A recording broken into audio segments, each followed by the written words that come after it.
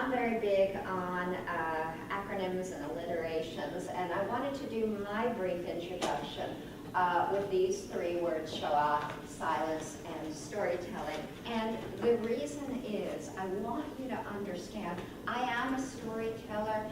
You know what they say, when you've got a hammer, everything looks like a nail. When I'm a storyteller, everything looks like an opportunity to tell stories.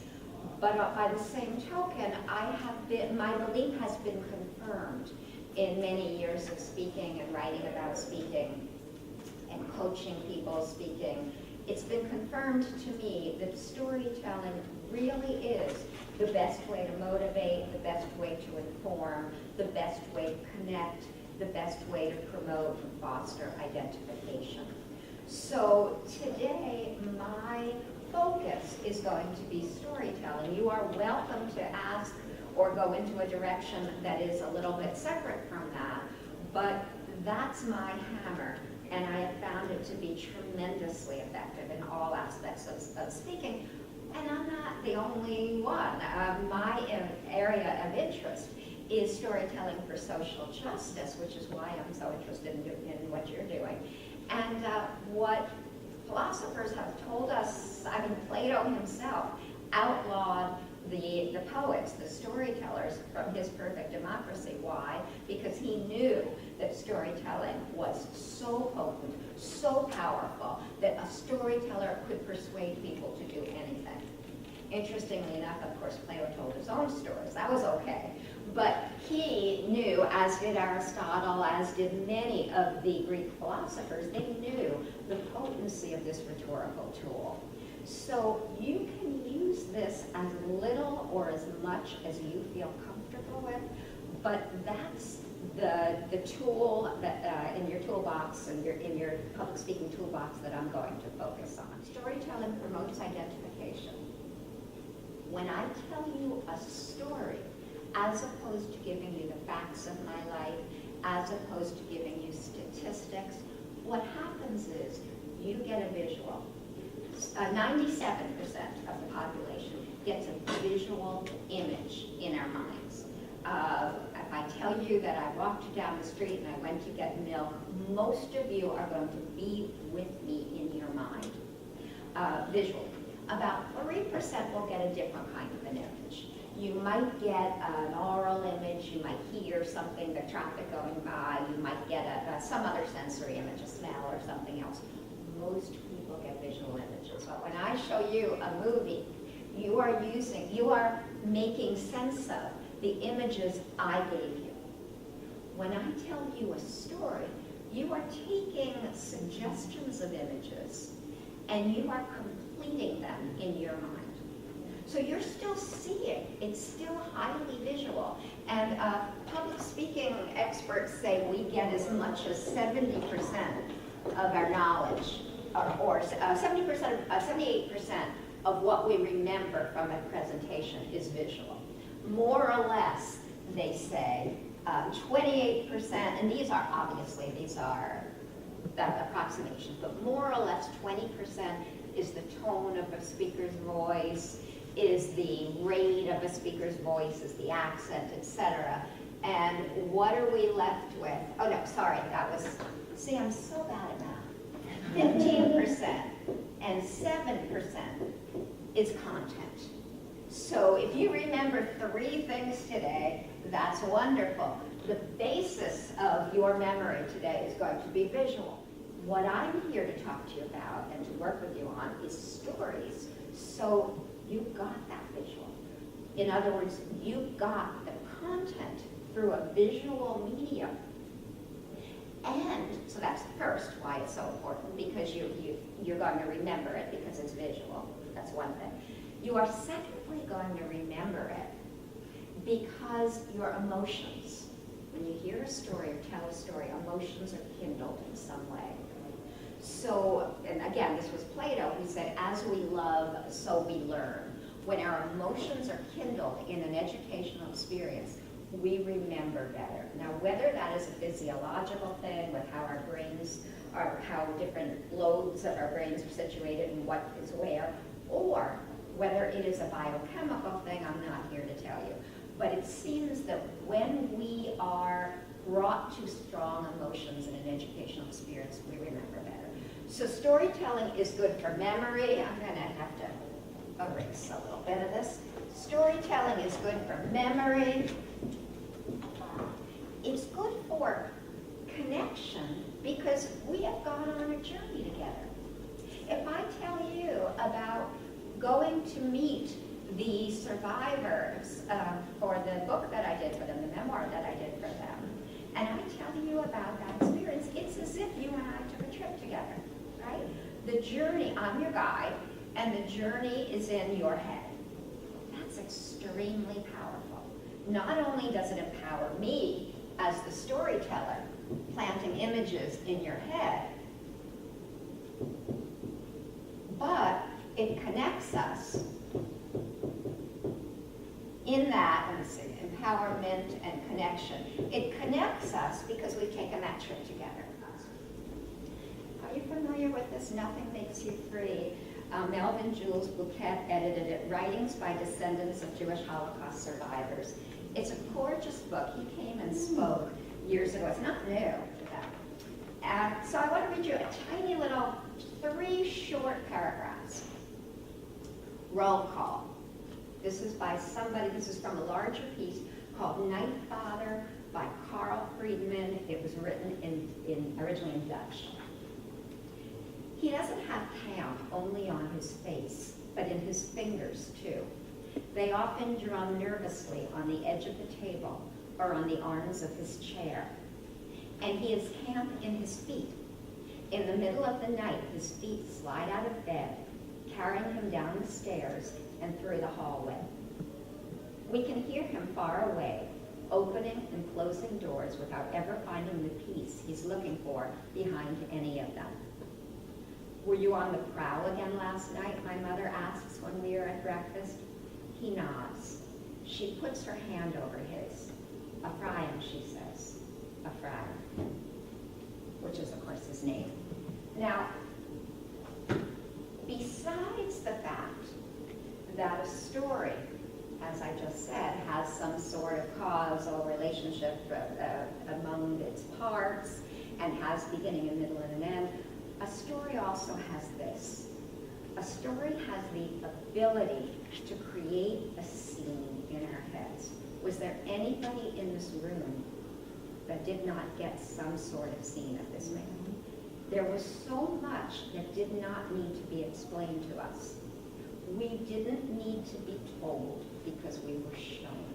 So the power of story is not only in its ability to make us feel like we're going on a journey because we've got that all of the stops on the all the major stops on the journey, the plot, but also because we've got the minor but absolutely invaluable details so that we do feel that we were there. We don't need every single detail. We didn't need to know what that man looked like in that little section. Was there anybody here who was not moved by what we just heard? And what moved us, we were not told that he was sad. We were not told that he was miserable. We were just told what he did. And then we drew our own conclusions. I think as opposed to just facts, with the Shoah, I mean, it wouldn't have happened if people weren't dehumanized. And I feel like, you can tell somebody who is already distant or already a Holocaust denier or unsympathetic facts that doesn't move them. But a story brings that human connection back. And, and what you said about creating in somebody's mind, if you tell them a story that they can see themselves in somebody else's shoes, it creates in their being, an empathy, I would think. And I think empathy is probably, Very, very important. It's been said that you can't hate somebody once you know their story. You may not be best friends, but you've walked in their shoes for all the reasons that we've said. And the dehumanization is so important because story does humanize. Numbers, statistics, names of places does not, but story does. Did you have something to say? No, I was just going to say my mother never spoke, really never spoke, but looking at my mother, looking into her eyes, I created stories for her. And actually when she spoke, when Rose actually did an interview. I knew what she was saying, and she did. She came out and said the guilt that she survived, and I always felt that. And, you know, so the silence, I created this story for my mother, as she spoke. And of course, we know that there is no such thing as a totally pure fact. We know that people's perspective differs, amongst 8, 10 people in a room, their perspective is going to differ. That said, within the same person, the person trying to tell exactly the truth and the whole truth and nothing but the truth may look at these events differently and remember things differently. Yeah. So is that a problem? That we want to make sure that people know that these things actually happened. We want to make, and that they're not fiction. We want to make sure that people know that we have done the best we can to have documentable, verifiable fact. So what happens when we're telling stories if we don't know if the dress was red or blue? What happens if we're telling stories if I hadn't brought in this book, I would have read in the book I did, where it was done. How many of you read Angela's Ashes? So it was done as a memoir as Angela's Ashes, and in other words, short chapters and very vivid scenes. And obviously these people who were in their 80s did not remember if the dress was red or blue.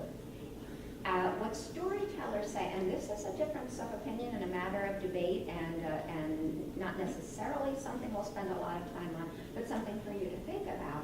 Once you get away from verifiable, documentable fact, you do find yourself in the muddy water of conjecture and memory. And then you might say, well, wait a minute, am I embellishing too much if I say that her hair was in braids and I can't be positive that her hair was in braids or not? So what I say is our storyteller's motto is, everything I say may not have actually happened, but everything I say is true. So when we as children of Holocaust survivors sometimes relate a story, it can be affected by our selective memory.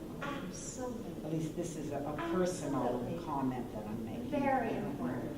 And the idea is, that's okay. If you are not getting up there as historians, you are not getting up there as academics. As historians. You are getting up there and telling the story of your family, and that story belongs to you and your family. Or if it wasn't your family, that story belongs to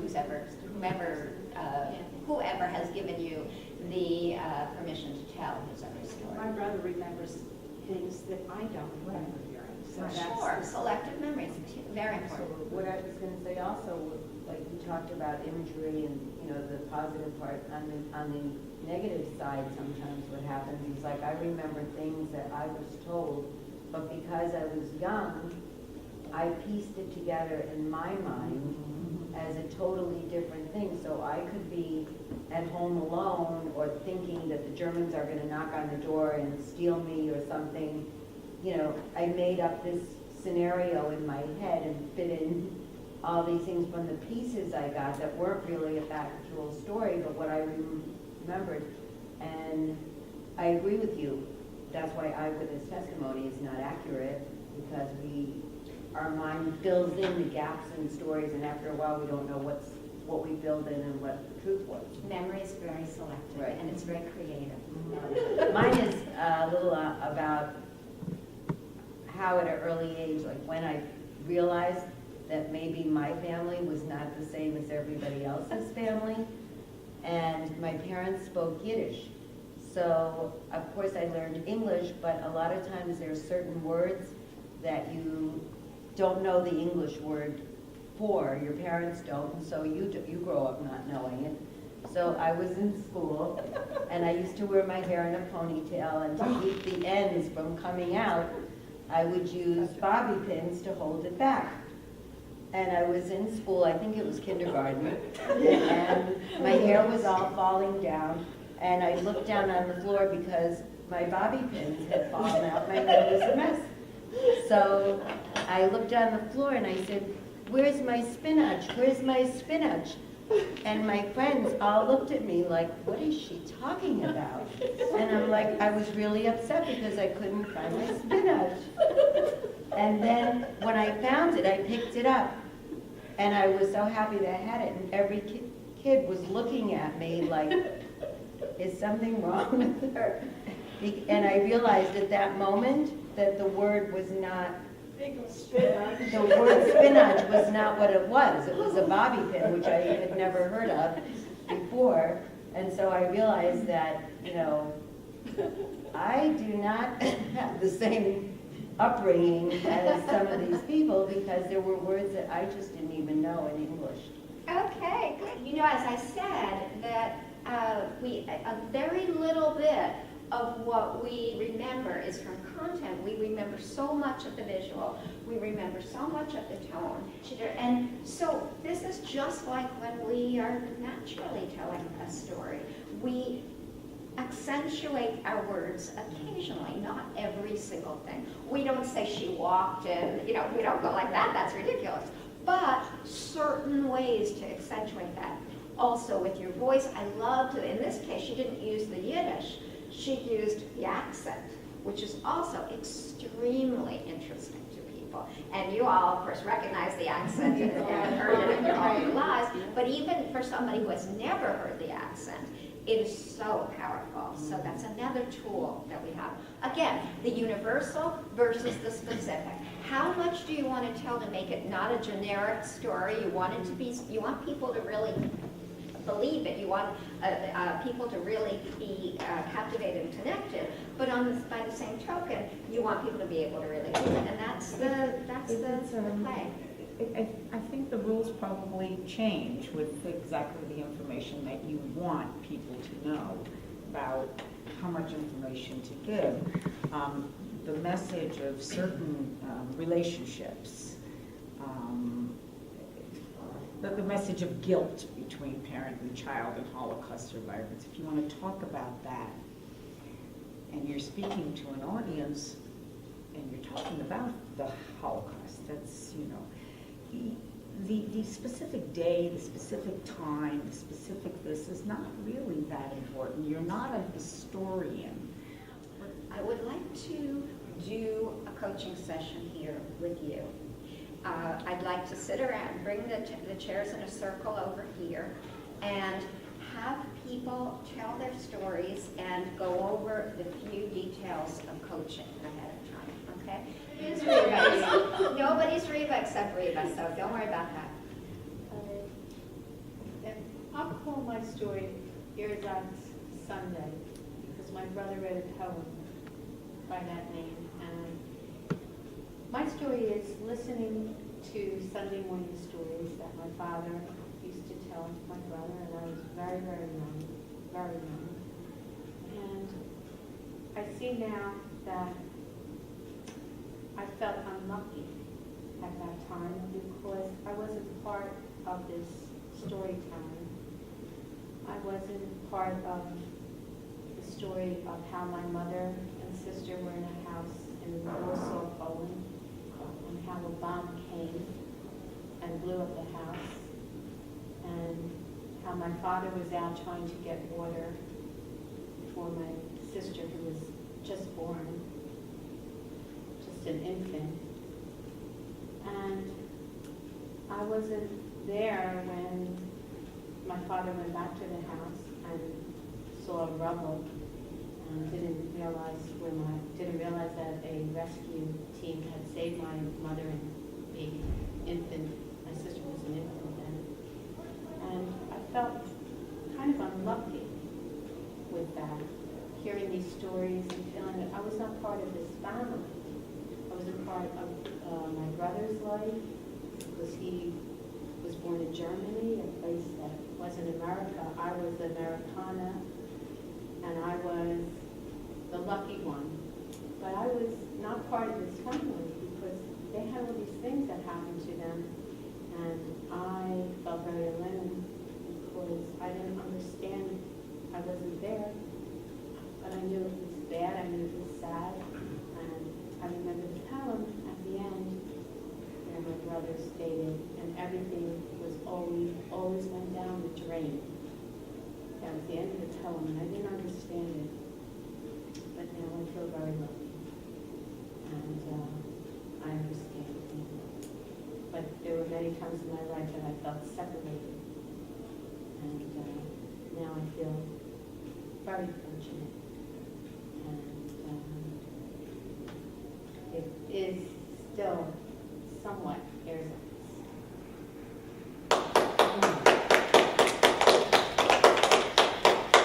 Okay, tell us what you want. You can also skip a step. Tell us what you'd like.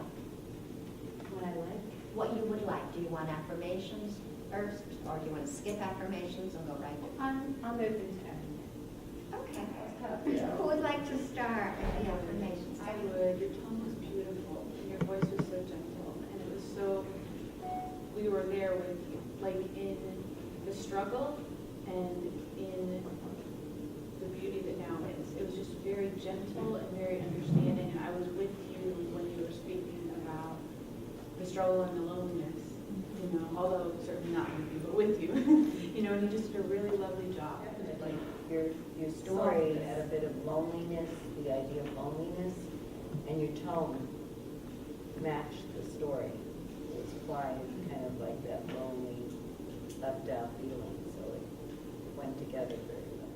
But for me, it was also enlightening because I was like, oh, well, that's different. That's like a whole different thing that I never really thought about, that if you had older brothers and sisters that were there and that you really felt left out, that's like a whole other thing that I never and I didn't even know about you, but I felt it, you know, I Guess just what? felt it. Because of your exercise, I just realized. Oh, make sure you get that on tape. I just realized it.